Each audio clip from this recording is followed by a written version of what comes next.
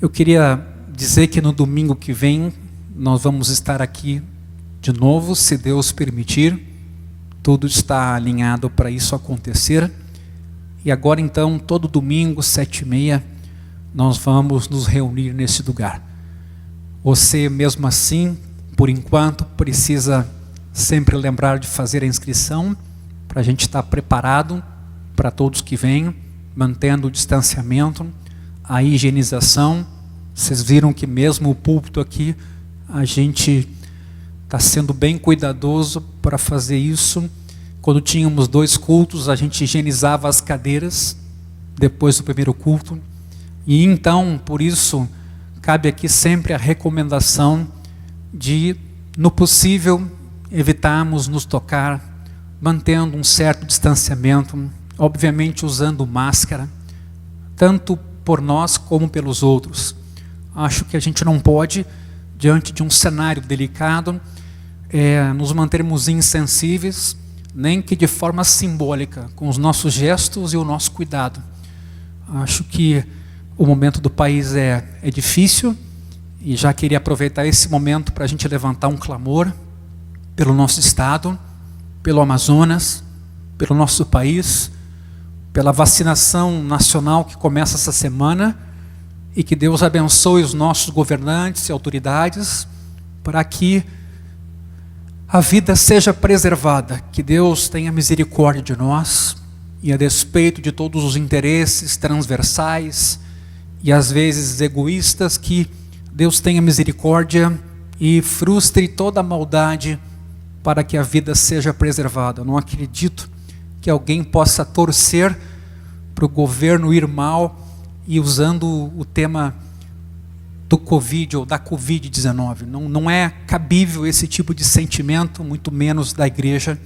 Nós desejamos a vida, a paz, o bem-estar de todos, e assim queria, por esse tema em específico, levantar junto com vocês um clamor. Ainda sentados, vamos orar. Senhor Jesus, no Teu nome nós nos achegamos ao Pai, Pai de todos, Pai da criação, Pai da vida, Criador da vida e mantenedor dela. É no nome desse Cristo que nos achegamos ao Pai, de quem toma o nome toda a família na face da terra. Invocamos sobre o nosso país a Tua misericórdia, invocamos sobre o nosso país a Tua benignidade, abençoando as nossas autoridades, detendo todo o mal em nosso país, todo tipo de perversidade, seja de que forma ela se manifeste. Que o Senhor preserve a vida em nosso país e tenha misericórdia de nossa nação, em todos os sentidos, Senhor. Perdoa os pecados de nossa nação, perdoa as falhas de cada um de nós, inclusive as nossas omissões, e tem misericórdia de cada família brasileira, Senhor. Abençoa as nossas autoridades constituídas, dá a elas a Tua sabedoria para gerirem agora essa vacinação, de modo a preservar toda a vida. Nós te pedimos isso por Jesus, Teu Filho. Em especial levantamos um clamor pelo Amazonas, Senhor. Gente lutando para ter oxigênio, que o Senhor tenha misericórdia daquele estado, e ponha a Sua mão sobre os governantes, sobre as autoridades de saúde. Em nome de Jesus, Senhor, que dê graça aos médicos, enfermeiros, auxiliares, para lidar com essa crise. Que o Senhor ponha a Sua mão sobre aquele estado e mova inclusive o Brasil, para que, por nosso intermédio, inclusive, pessoas lá sejam abençoadas. Que o Senhor abençoe o estado do Rio Grande do Sul, a vacinação que se inicia nessa semana. Que o Senhor abençoe Porto Alegre, região metropolitana. Que o Senhor abençoe esse momento do país e nos livre de todo o mal, como aqui acabamos de orar. Livra-nos do mal, porque Teu é o reino, o poder e a glória para todos sempre. E o povo de Deus diga amém e amém. Acho que, acompanhando um pouquinho as notícias, alguns de nós tomaram conhecimento da ajuda que algumas pessoas empreenderam para que o oxigênio chegasse do Amazonas. E eu achei interessante algumas manifestações de gente até que tem recursos, que tem condição financeira de ajudar. Estamos de mãos atadas. E de um outro lado, gente também com recursos, fretando voos, mandando oxigênio por iniciativa própria. Às vezes nós temos uma ideia muito estatal de auxílio ao próximo. Nós ficamos aguardando para que o Estado seja aquele que resolve todos os problemas, quase que erguendo ele a um status de divindade, quando na verdade atos nossos generosos e individuais fariam uma grande diferença em nossa nação. Inclusive então algumas dessas pessoas que têm muito dinheiro, ao invés de ficar reclamando da situação, pagaram, fretaram um voo, botaram oxigênio dentro para chegar esse material lá. Então, às vezes, essa nossa cultura brasileira é uma cultura bastante dependente do Estado. O Estado é importante, muito importante que se diga isso, mas a gente não pode ser entolido de atos individuais de misericórdia e generosidade, especialmente numa situação que nem essa do Amazonas. Que Deus abençoe aquela população em dias tão difíceis, que Deus tenha misericórdia e mova também a gente aqui enquanto comunidade, não só em relação à Amazonas, mas em relação a todas as necessidades do nosso entorno e, claro, juntamente também com o Estado que tem o seu papel. Então, domingo que vem, estamos todos aqui e sempre nas quartas-feiras estamos mantendo as nossas lives às 8h30 da noite e a pauta sempre da quarta-feira é a abordagem do Evangelho de Jesus a partir de um dos Evangelhos. E ali teremos então o próprio Cristo falando a cada um de nós: você é o nosso convidado, em nome de Jesus. Abra comigo a sua Bíblia, em 1 Coríntios capítulo 4. Nós tínhamos iniciado o estudo dessa carta e depois nós fizemos uma interrupção no final do ano e no começo também. E eu queria voltar nesse texto, no mínimo para a gente finalizar o capítulo 4. E a gente tinha parado em 1 Coríntios 4:8. Então eu quero, na noite de hoje, trabalhar com vocês o versículo 9 até o versículo 13 de 1 Coríntios capítulo 4.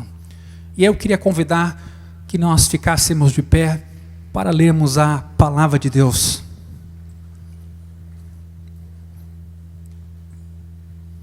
Primeira Coríntios 4, versículo 9.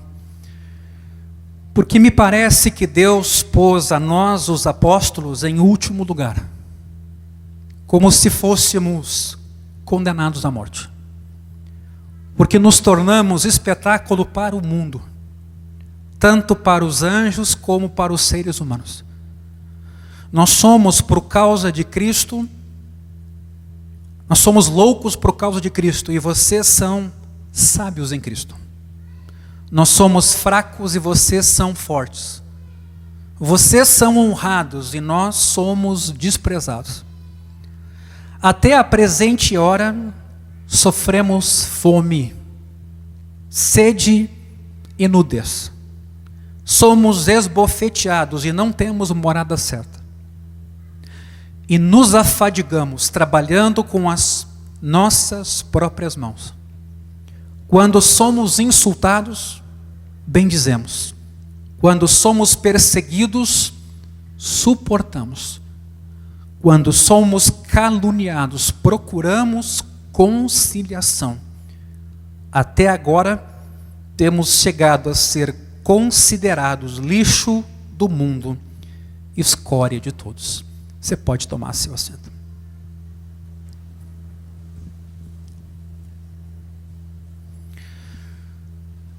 A frase final do versículo 8, que antecede o texto que a gente leu: sim, quem dera que vocês fossem reis, para que também nós viéssemos a reinar com vocês. vai preparar agora, a partir do versículo 9, vários contrastes. Não só entre os coríntios, que são os destinatários da carta, e Paulo, mas também entre ideias opostas de o que é um discípulo ou o que é um apóstolo. Paulo, na verdade, ainda não chegou ao tempo de reinar. O sentido aqui é que o reino de Deus ainda é uma esperança futura. Ele já veio, mas ainda não plenamente.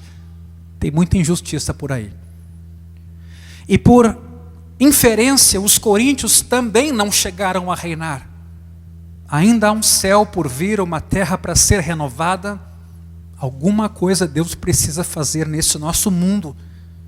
Então Paulo expõe de uma forma muito dura a prova de que ele e os outros apóstolos, Pedro, quem sabe até Apolo, ainda não começaram a reinar. Quer dizer, o mundo é um mundo difícil. Porque às vezes a sensação que eu tenho é que nós, enquanto igreja, estamos tão alienados da realidade real, e me permitam aqui a redundância, que nós nos alienamos como se tudo estivesse bem, e não está. Para tanto, Paulo vai empregar a imagem daqueles que são condenados numa arena para morrer. Nós, os apóstolos, Paulo vai escrever aqui, somos como eles, e não como aqueles que têm lugar de honra nos camarotes de um grande coliseu. Muitos entendem aqui, em último lugar, expressão do versículo 9, a gente vai projetar esses textos para olhar eles com cuidado, como aqueles números finais que acontecem no fim de um espetáculo, cujos participantes eram condenados a morrer, ou como gladiadores, ou como lançados às feras. A NVI, inclusive, entende a expressão aqui, acabei de mencionar em último lugar, como associada à entrada triunfal em Roma, em que um general conquistador oferecia um desfile esplêndido, que incluía não só seu exército, mas os despojos trazidos da batalha vencida. E aí sim, o último lugar tem a ver com o final da procissão sendo conduzido por aqueles cativos que haviam sido condenados a morrer numa arena. Essa é a figura que está posta aqui. Dessa forma, eles se tornavam um espetáculo. Literalmente, alguém assiste a algo em um teatro e à vista de todo mundo, como se fosse um teatro público. Visto que Paulo, também em conexão com seu apostolado, tornará a empregar essa imagem na próxima carta, na segunda carta, capítulo 2, versículo 14, parece provável que essa verdade do despojo que vinha sendo trazido no fim da fila é provável aqui. Mas a metáfora, de qualquer forma, é impressionante. E tem o propósito de iniciar uma série que nos leva a uma sensação de humilhação total, com a qual essa narrativa vai terminar. O escândalo da cruz é bem óbvio na maneira toda de Paulo ver seu próprio apostolado. E para ele, então, seu apostolado era verdadeiramente uma questão mais ou menos assim: tal o mestre, tal o servo. Se ele sofreu, o discípulo também sofre. Se ele foi escarnecido, é inevitável que o discípulo que segue o seu mestre enfrente os mesmos desafios. Então a ideia principal é dessa, de participantes condenados a morrer ou como gladiadores ou como lançados às feras. Ao que parece, o orgulho dos coríntios com o seu nível espiritual, ou alto nível espiritual, alta pentecostalidade, no entender daquela comunidade, incluía uma medida de constrangimento para eles. Porque para eles Paulo não tinha esse nível. Paulo não era reconhecido como um apóstolo do nível que eles imaginavam ter e que Paulo deveria ter. Aliás, achavam que Paulo não tinha sabedoria e nem eloquência para se chamar apóstolo e muito menos daquela comunidade. E desferindo um golpe muito duro nesse orgulho, e sim, Paulo, quando lida com orgulho, ele é duro, ele declara não apenas que é como alguém condenado à morte, mas que o espetáculo é para todo mundo assistir. Com palavras que com certeza tinham o propósito de deixar os coríntios pouco à vontade, Paulo diz que existe uma dimensão cósmica de espetáculo.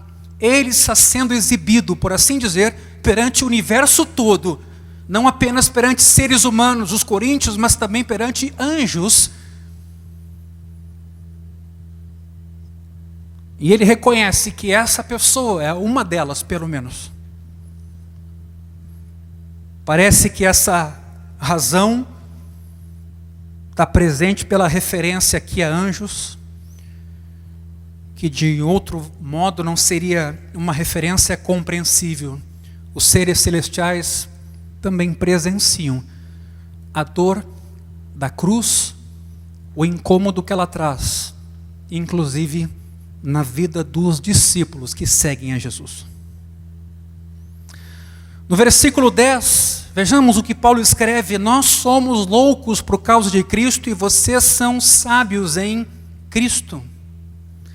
Paulo agora estabelece um forte contraste entre ele e os coríntios, e faz isso com ironia, e não é a primeira vez que Paulo faz isso. A maioria dos coríntios não está entre os sábios, fortes e honrados, como esse texto aqui descreve. Nós somos fracos, vocês são fortes, vocês são honrados e nós somos desprezados. Mas em certo sentido, Paulo admite que em Cristo eles são tudo isso: fortes, honrados e sábios. Mas eles são todas essas coisas de uma maneira errada. E o propósito então da fala de Paulo aqui é sucedido de uma lista de tribulações que ele como apóstolo passa, e seus companheiros também, a partir do versículo 11, que deixam a gente desconfortável. Ou seja, a teologia da glória dos coríntios, aquela que imagina que os coríntios já estão reinando, que o céu desceu e que a terra subiu, ou se encontraram em algum momento e tudo está perfeito. A ideia do crente indestrutível, intocável, imune aos problemas do dia a dia, precisa dar lugar, em outras palavras, a uma outra teologia, a teologia da cruz, onde Deus se escondeu de certa forma, mas continuou sendo Deus num estado vulnerável, quando foi morto, escarnecido, cuspido, crucificado. Ao mesmo tempo, os coríntios precisam parar de fazer pouco caso do apostolado de Paulo, que entre eles não estava sendo respeitado, como então o seu conteúdo seria respeitado, se questionava se a própria autoridade do apóstolo em nome de Deus. Vejam o versículo que acabamos de ler. O primeiro contraste deriva de forma direta do texto que nós já lemos no versículo 9. O fato dos apóstolos serem espetáculo de dimensões cósmicas os torna loucos por causa de Cristo. Aliás, já se viu isso no país, gente fazendo marcha para Jesus e essa expressão nas faixas e amarradas na cabeça: somos loucos por Jesus. O sentido aqui é duplo. Com isso, eles também refletem uma verdade, a verdade do Evangelho, que é loucura aos olhos dos sábios. Como Deus resolveu me salvar? Eu sempre pensei que era eu quem tinha que me salvar, fazendo o bem, com justiça própria. Aprove Deus salvar os que creem pela loucura da pregação. E veja que a palavra loucura, Deus inverte a nossa maneira de se pensar salvos. Escândalo, loucura. Por outro lado, os coríntios se encontram na roda dos escarnecedores. E daí a expressão irônica: vocês são sábios em Cristo. O acréscimo de em Cristo, que provavelmente ocorre para contrastar com por Cristo, só aumenta a ironia. É verdade que eles estão em Cristo, mas estão perdendo Cristo totalmente de vista. E aqueles que estão em Cristo devem de fato ser sensatos. Mas para Paulo isso significa aceitar a ideia de que ele tem um conteúdo a passar, que é o conteúdo do Evangelho, a boa notícia de Deus, que Deus resolveu salvar os que creem pela loucura da pregação. Mas há um segundo contraste nesse texto. Somos fracos, Paulo escreve. Esse é o problema da perspectiva coríntia. Eles achavam que Paulo era um fraco. Paulo vinha em nome de Cristo, mas parece que Paulo para eles não significava nada. E de novo Paulo, claro, é irônico aqui. As fraquezas de Paulo acabam refletindo as fraquezas de Deus, exibidas na cruz como seu poder salvador através da morte do Filho de Deus. Então Paulo quer mostrar que há uma coerência absoluta entre o seu apostolado dolorido e difícil com o caminho que o Filho de Deus também trilhou aqui entre nós. Mas Paulo também escreve: vocês são fortes, à luz do que Paulo disse anteriormente acerca da posição social dos coríntios, lá no capítulo 1. A ironia é ainda maior, porque era uma comunidade, essa coríntia, crente, relativamente simples, nada abastada.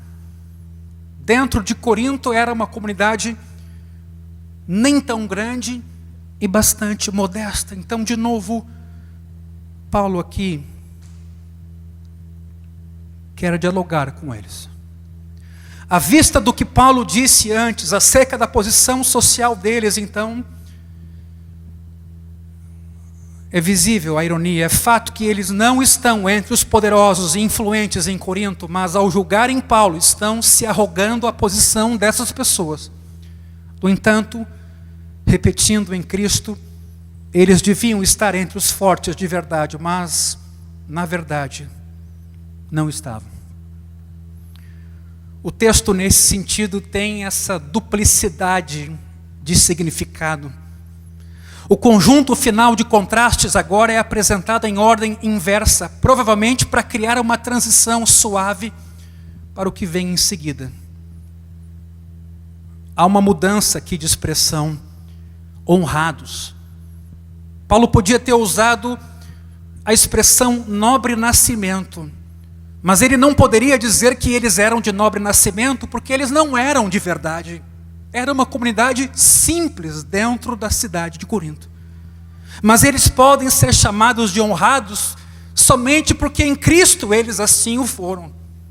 Porque são destinados à glória, a maior honra que alguém pode almejar, a glória de Deus, com Deus.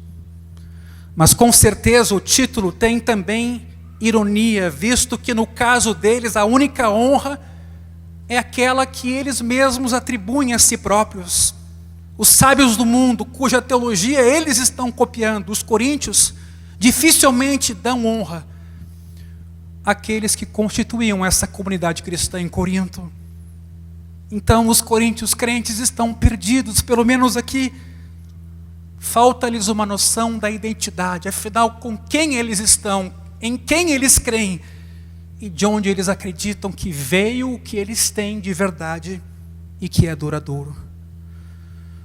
Além de ser um jogo de palavras, o contraste é duro. A posição em que Deus colocou os apóstolos no final da procissão com aqueles que são condenados a morrer numa arena é a derradeira humilhação dos desonrados. Os coríntios, por outro lado, estariam entre aqueles na procissão ou na multidão com os honrados, no camarote, assistindo a ida dos desonrados, entre os quais o Paulo da vida, para a morte. Mas Paulo aqui é desonrado apenas perante o mundo, que também desonra a Cristo. O que mais uma vez coloca os coríntios numa situação muito delicada. O restante da passagem passa a detalhar a natureza dessa desonra. E agora, em especial, os versículos 11, colocam situações delicadas de um apóstolo daquela época.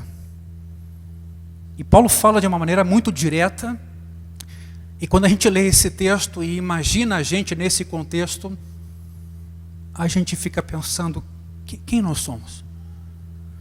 Essa lista de tribulações a partir do versículo 11, que dá exemplo dessa desonra que acompanha o ministério apostólico de Paulo, e ele não esconde isso.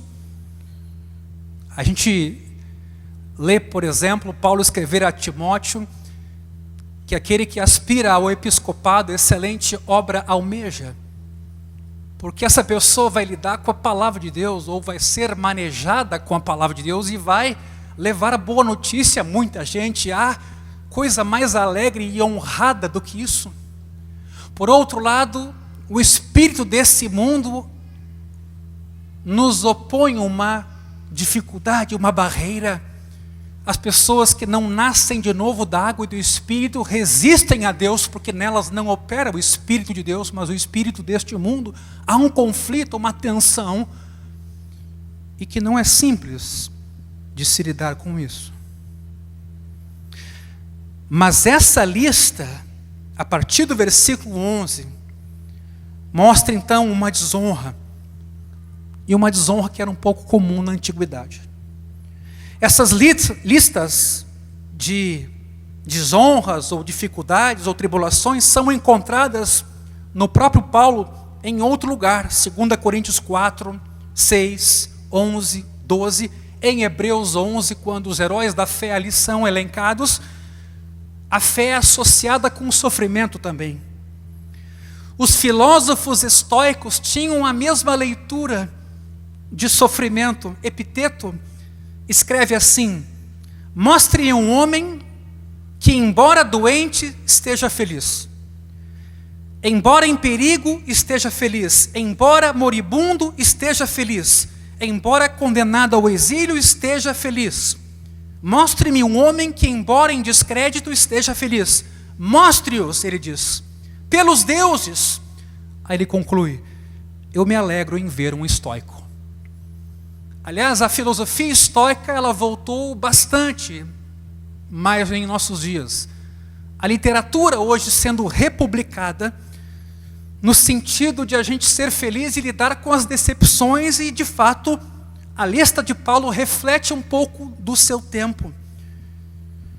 Mas essas listas também se encontravam nos apocalipses judeus. Segundo Enoque 66, tem um texto que diz assim: andem, meus filhos, com paciência, com mansidão, com aflições, com angústia, com fidelidade, com verdade, com esperança, com fraqueza, com zombaria, com agressões, com tentação, com privações, com nudez. Vejam a semelhança. Tendo amor uns pelos outros, até que vocês saiam desta terra de sofrimento. Então, quando Paulo escreve sobre as tribulações de um apóstolo, ele tem um contexto onde ele encontra uma forma de diálogo com outros tipos de sofrimento em outros espaços e filosofias. O próprio Flávio Joséfo, ao recontar a história dos hebreus, põe na boca de um sumo sacerdote chamado Anano a seguinte frase: quando saqueados vocês se submetem, quando espancados ficam calados, nem pelos assassinados alguém ousa gemer audivelmente. Quer dizer, a capacidade de lidar com o sofrimento. Essas listas também estão nos biógrafos e historiadores gregos e nos gnósticos posteriores. O que Paulo tem em comum com essas listas é a dor em si, a vida difícil, as decepções. O conteúdo da lista de Paulo é adaptado tanto às suas circunstâncias de ser o missionário do Evangelho, e é uma vida desafiadora. Aliás, a gente recentemente viu um vídeo que não foi só para criança, foi para todos nós, do desafio que é o trabalho missionário em alguns países, onde a Bíblia mesmo é um livro proibido.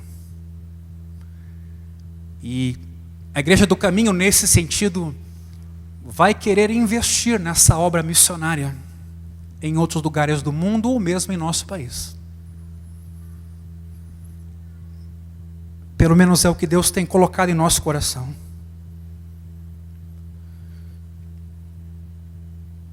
Mas vejamos essa lista. As palavras de conclusão formam aqui uma unidade, começam e terminam com a mesma nota. As expressões começam até agora e terminam até a presente hora, no versículo 13. Parece que esse é um contraste intencional para a ideia que os coríntios tinham de que tudo do reino de Deus já tinha vindo e que agora a vida imune aos problemas, de muita prosperidade e vitória, era o que restava a eles. Então, Paulo, triste, não é bem aceito entre nós com uma teologia do Cristo de Nazaré. Na verdade, as duas realidades da vida cristã são aqui enfatizadas. Porque ainda há um reino a se consolidar. Ainda temos fome e sede de justiça. Ainda não fomos fartos. A não ser quando a gente olha para Cristo e Ele é a nossa justiça e nos dá paz com Deus, nós olhamos para o mundo ao nosso redor e há uma fome de justiça, muita dor. Às vezes temos que até nos cuidar, dependendo do que a gente olha, lê, para a gente não se deprimir com a dor que a gente vê aí fora. A lista se divide em 3 partes. Uma relação de 5 itens bem comuns é a primeira parte, que descrevem as privações e maus tratos sofridos pelo missionário. E Paulo era literalmente um missionário, que não tinha morada própria. Vemos isso no versículo 11. A segunda parte tem 3 antíteses que descrevem as reações de Paulo diante dos maus tratos que ele recebeu, e ele fala sobre isso. E por fim, a terceira parte tem uma metáfora de humilhação, com essa expressão, lixo do mundo, escória de todos. Bastante desafiadora. Não há nada de extraordinário com a lista. Essa lista, como eu disse, já foi vista em outro tipo de literatura da época. Privações são um tema recorrente aqui. No entanto, aqui elas contrastam diretamente com aqueles coríntios ricos, fartos e reinantes, todo-poderosos. E essa ideia de Paulo, que caiam em si e sejam constrangidos quanto a uma realidade, desde que olhem ao seu derredor. Porque é fácil nós mesmos olharmos para a nossa família num dado momento da história e da vida e dizermos, tudo está bem. Mas basta um olhar um pouco mais alongado para a gente ver que nem tudo está tão bem assim como a gente imagina.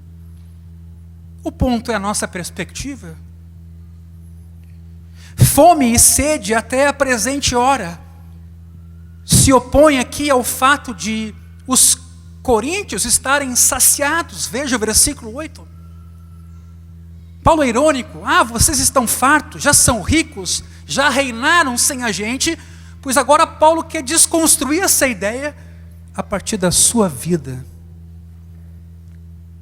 Nudez é o oposto de já ser rico. Os coríntios eram ricos. Paulo diz, eu sou nu.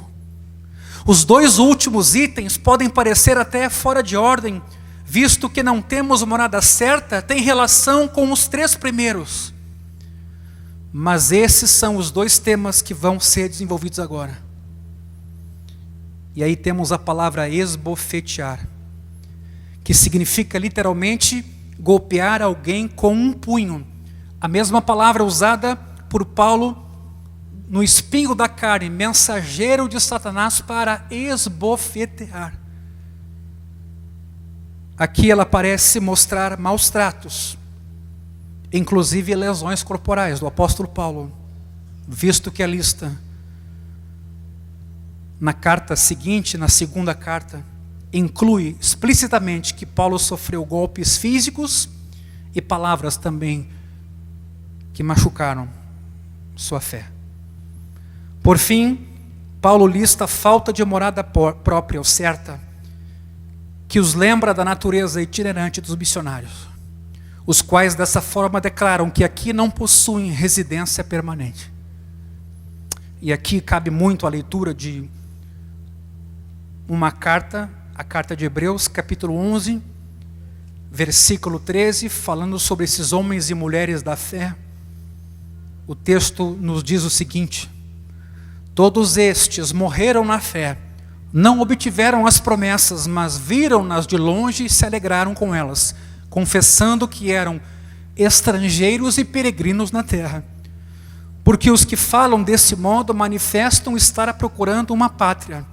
E se na verdade se lembrassem daquela de onde saíram, teriam oportunidade de voltar. Mas agora desejam uma pátria superior, isto é, celestial. Por isso, Deus não se envergonha deles, de ser chamado seu Deus, porque lhes preparou uma cidade. O tempo que a gente está atravessando é muito difícil. Mas é mais difícil para aquele que não tem esperança. Para aquele que hoje olha para a direita, olha para a esquerda, não sabe o que será o seu futuro, em especial o seu futuro celestial, onde a vida é muito difícil.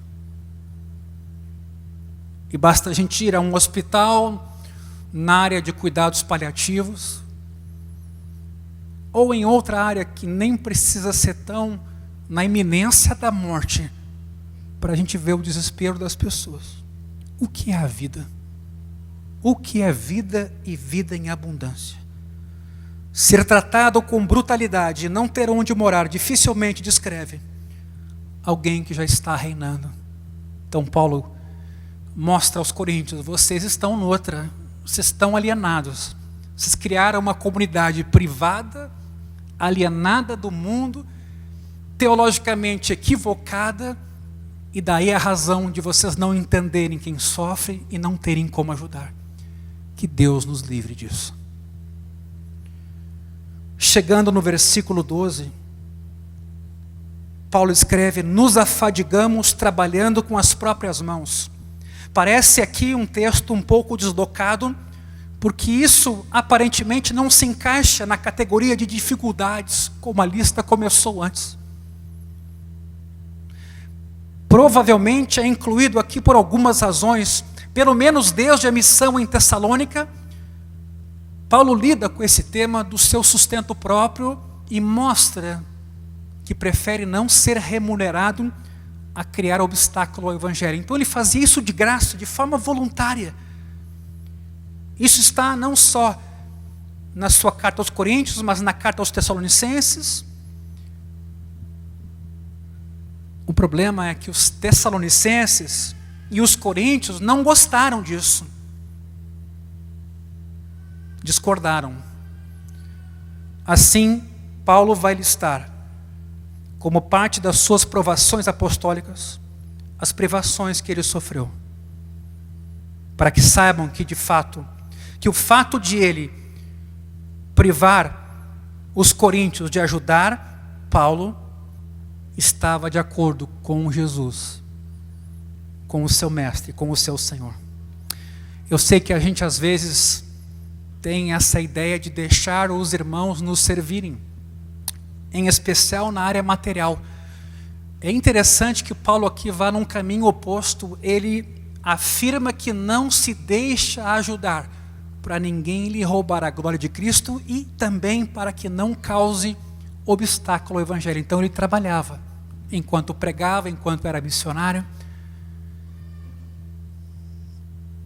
E ele faz isso com base em Jesus.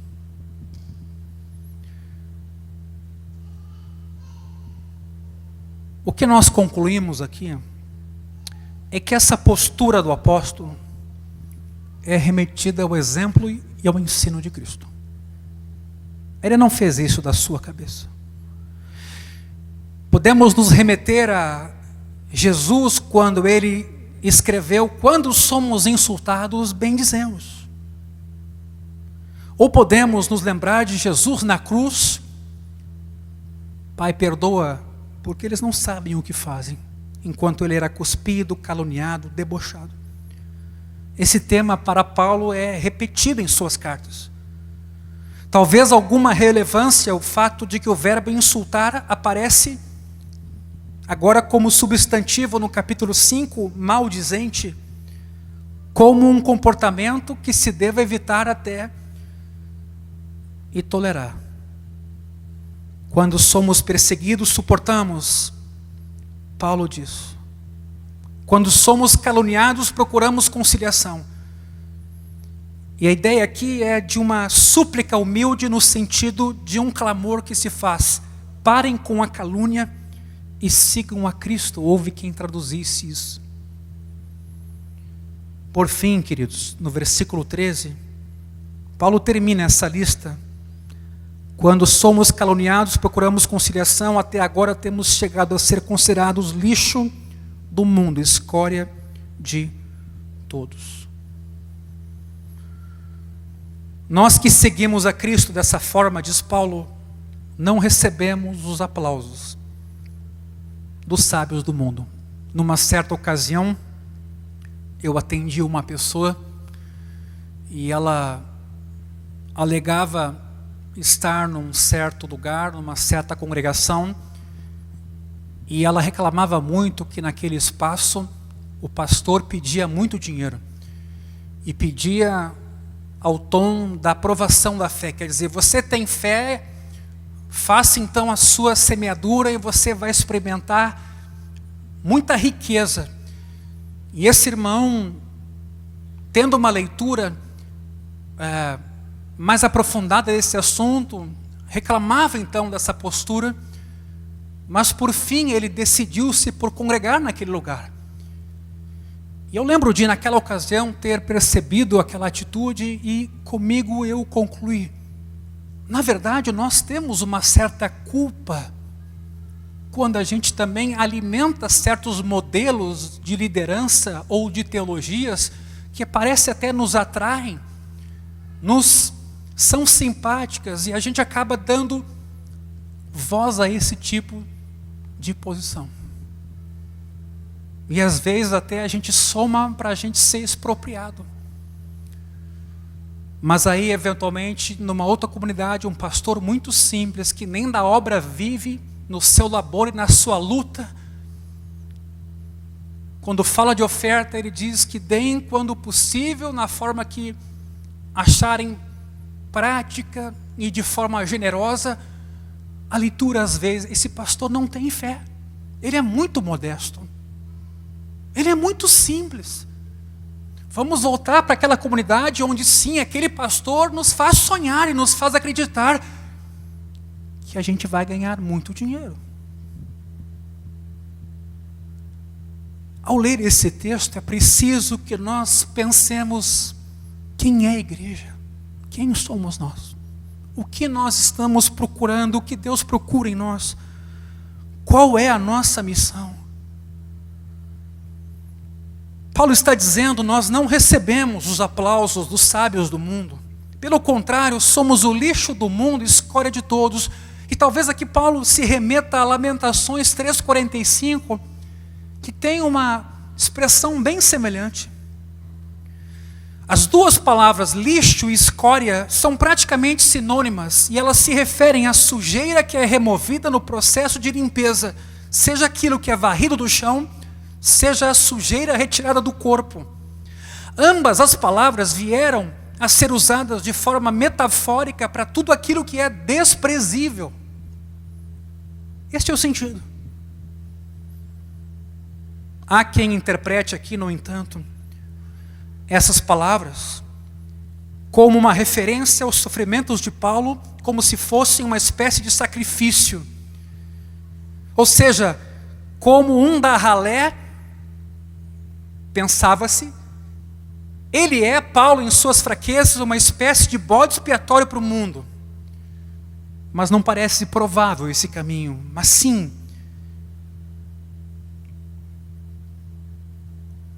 aquilo que é desprezível. Meus irmãos, a mensagem de Paulo é singular. Em contraste com os coríntios, ele e os seus colegas se parecem mais com o Senhor, o qual se encaixa bem mais na imagem do servo sofredor de Isaías 53. Versículo 2, se a gente puder projetar, um texto que mexe com a gente, ou com a nossa ideia de beleza, grandeza e sucesso. Isaías 53, versículo 2 e 3. Não tinha, segunda parte do 2, não tinha boa aparência nem formosura. Olhamos para ele, mas não havia nenhuma beleza que nos agradasse. Ele era desprezado e o mais rejeitado entre os homens, homem de dores e que sabe o que é padecer. E como um de quem os homens escondem o rosto, esse era o Cristo, o Messias de Deus, era desprezado e dele não fizemos caso. Não é uma cena bonita. Mas com imagens fortes, a lista aqui de Paulo oferece uma conclusão própria para o tema da loucura de Deus como mais sábia do que a sabedoria do mundo. Paulo levava a sério que os seus sofrimentos e fraquezas eram uma participação verdadeira, real, no próprio Cristo, que nos deixou exemplo para seguir os seus passos. Não que o cristão agora saia em busca de sofrimento. Mas para Paulo, o discipulado implicava em comunhão também nos sofrimentos de Cristo. E ele fala sobre isso em Romanos 8,17 e Filipenses 3,10. Mas isso não quer dizer agora que alguém tem que sofrer para ser discípulo de verdade. O seu próprio destino e o de muitos outros com ele implicava sofrimento por pertencerem a Cristo. Tanto era assim que Paulo considerava que isso era a norma. Vejam 1 Tessalonicenses capítulo 3, versículo 3. A fim de que ninguém se inquiete com essas tribulações, porque vocês mesmos sabem que fomos designados para isto. Fomos designados para isto. Um pouco antes, em Filipenses 1, versículo 29, vemos algo bem semelhante. 1:29. Porque vocês receberam a graça de sofrer por Cristo, e não somente de crer nele. Antes de mais nada, essa norma se baseia na inversão que Deus fez na cruz do Calvário, onde Deus se fez gente para nos servir, nos amar, nos perdoar, tomando sobre si o nosso pecado em nosso lugar. É claro que esse é um texto difícil, não palatável, desconcertante de uma certa maneira quando a gente lê ele literalmente. Ele é mais difícil, eu penso, para a igreja ocidental. É preciso tomar consciência, meus irmãos, do lado coríntio do texto aqui. Imaginar e entender aquela comunidade. Porque quando a gente lê esse texto, a gente tende a se identificar com Paulo, mas mais provavelmente a gente é mais parecido com os coríntios. Somos ricos, temos de tudo. E com frequência, nesse mundo de abundância, e ter de tudo aqui não quer dizer ser rico, mas temos acesso a tudo. Nesse mundo de abundância, podemos ficar insensíveis e cegos para aquilo que é realmente uma necessidade e também uma necessidade dos outros. Talvez mais parecidos com o Senhor, e se nos posicionássemos mais claramente a favor de Jesus e da sua justiça, talvez a gente saberia o que era ser escória aos olhos das pessoas belas e poderosas deste tempo. Isso a gente nota quando nós mesmos, líderes, pastores, formadores de opinião que são cristãos, se rendem à opinião pública no sentido de ganhar a glória desse mundo e achatar o conteúdo da mensagem em uma espécie de captação de sucesso. É delicado isso, porque ao mesmo tempo Jesus disse que seríamos conhecidos se tivéssemos amor uns pelos outros, conhecidos como discípulos de Jesus. Então ficamos nessa tensão entre não sermos omissos, sendo verdadeiros e ao mesmo tempo sendo amáveis, não nos conformando e não nos omitindo e nos calando diante da injustiça que está por aí. Não é fácil, esse é um caminho difícil. Damos tudo para não entrar numa batalha. Mas parece que Paulo aqui é um cara disposto a lidar com esses temas. Isso não é fácil. Não é fácil ser pastor de uma comunidade neste sentido, quando se está disposto ao melhor para todos. Então essa é uma pergunta que cabe. Se nós, enquanto igreja de Jesus, nesta cidade, nos posicionássemos mais, não a nível de opinião, não é nesse sentido, mas fôssemos realmente como Jesus nesse tempo, muita gente ia ser salva, muita gente ia ser amada, mas muita oposição também a gente ia enfrentar. Oposição terrena e oposição diabólica. Pois a pergunta que fica é exatamente essa: por que não há oposição? Por que ela é pequena? Que impacto nós estamos causando? Que dificuldade a gente está oferecendo nesse nosso contexto? Para as trevas, para a perversidade, para a maldade humana? Em que sentido a igreja de Porto Alegre entre esse corpo, nós aqui enquanto essa comunidade, em que sentido? Nós estamos precisando, por exemplo, nos defender. Às vezes a gente sequer é conhecido, sequer é notado, sequer é percebido. Será que não estamos alienados demais em nossos mundos religiosos, tentando quase que sobreviver internamente, faltando tempo e atenção e sensibilidade para olhar no nosso entorno? Eu disse esses dias para alguém, certamente a igreja sofreu nessa pandemia, certamente. Mas sempre tem alguém sofrendo mais do que nós, com muito mais carência de ordem material, espiritual, emocional, de todo tipo. E não haverá um dia, pelo menos nesse mundo, em que tudo o que nós temos que resolver será resolvido. Nós temos uma profunda sede de justiça, um desejo de uma vida boa nesse mundo para todos. Mas o pecado ainda coloca um limite nessa esperança para esse tempo.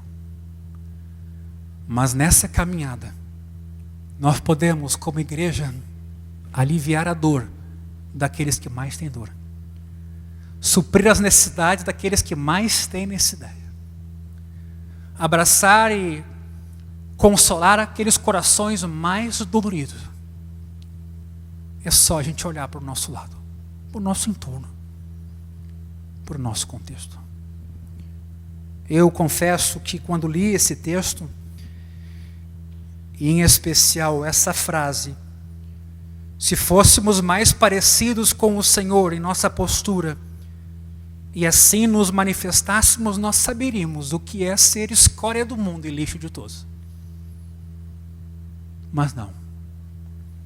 Às vezes também a dor ou ser objeto de escárnio é passar despercebido. ou desapercebido onde a gente vai. A minha oração, meus irmãos, para nós, é que Deus nos dê do seu ouro refinado pelo fogo, para que nos dê verdadeira riqueza, que nos dê vestiduras brancas para cobrir a nossa nudez, que nos faça e forneça colírio para os olhos, para que possamos ver. Porque no texto da semana passada, Jesus termina assim: eu repreendo e disciplino aqueles que amo. Então baixa a tua cabeça nessa noite.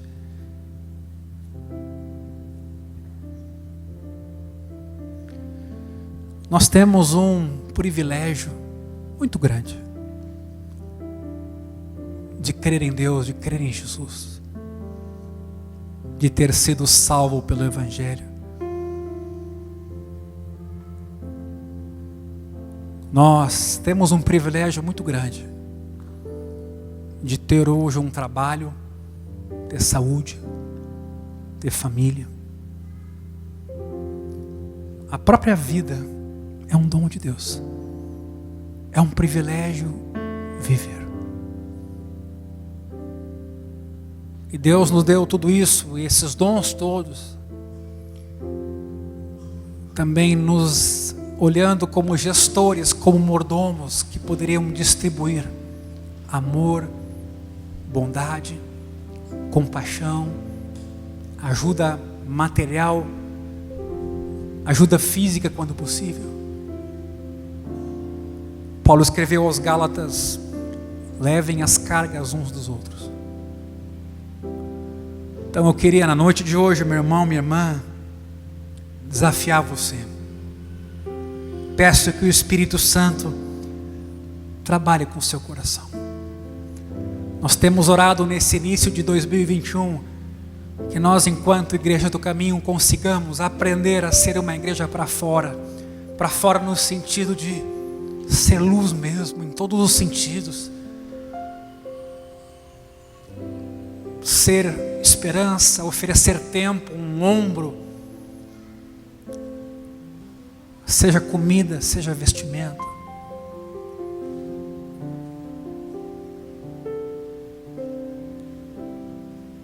Que Deus nos use nesses dias para espelhar sua glória, seu amor no nosso entorno.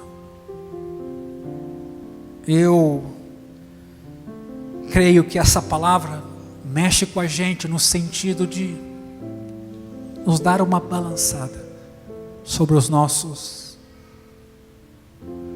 propósitos e prioridades.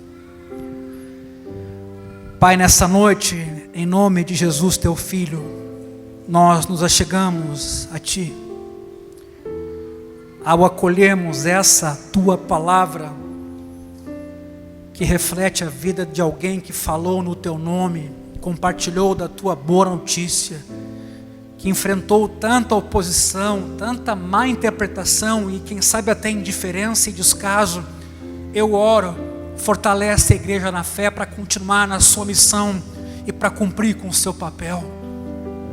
Ao lermos o que Paulo enfrentou, nos anima para lidarmos com os mesmos desafios no nosso caminhar e nos continua a renovar em amor, em constância, em fé, para continuarmos com a nossa missão, seja de um pastor, de um obreiro, de um irmão na fé, de um pai, de uma mãe, de um vizinho, seja onde estamos, que ali Tu nos possa, Senhor, fortalecer, animar e avivar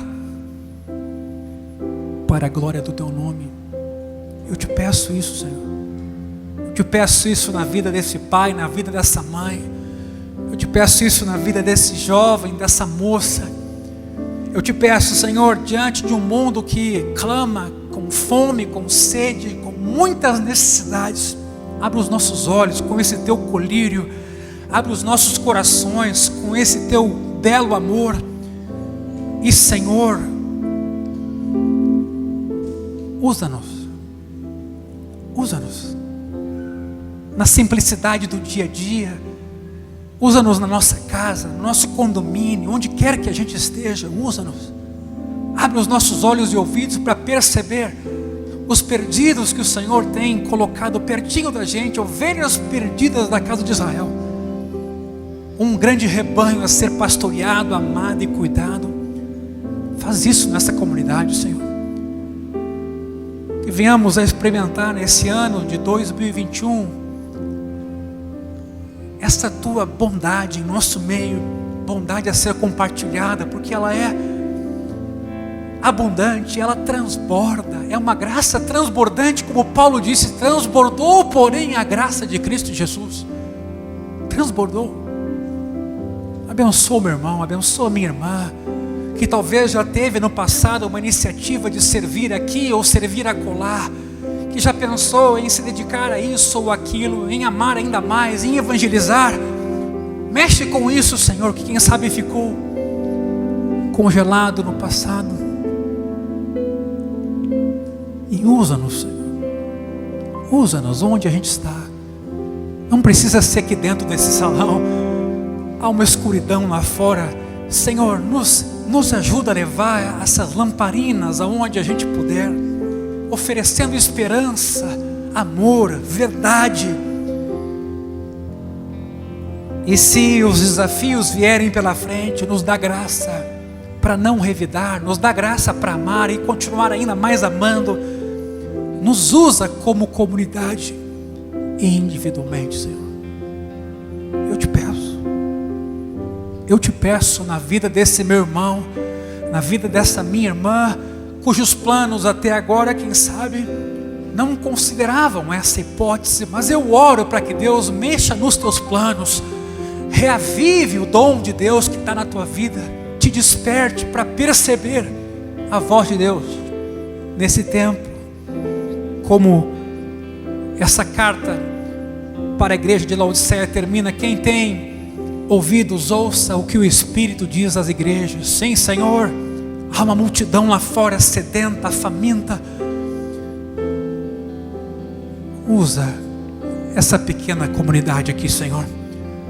Usa os meus irmãos, usa-me a mim. Usa-nos todo dia, toda hora, quando for possível. Nessa semana mesmo, abre os nossos olhos para essas oportunidades e nos dá graça, nos dá intrepidez, nos dá fé, nos dá generosidade, nos dá, Senhor, daquilo que precisamos. Já nos tens dado tanto.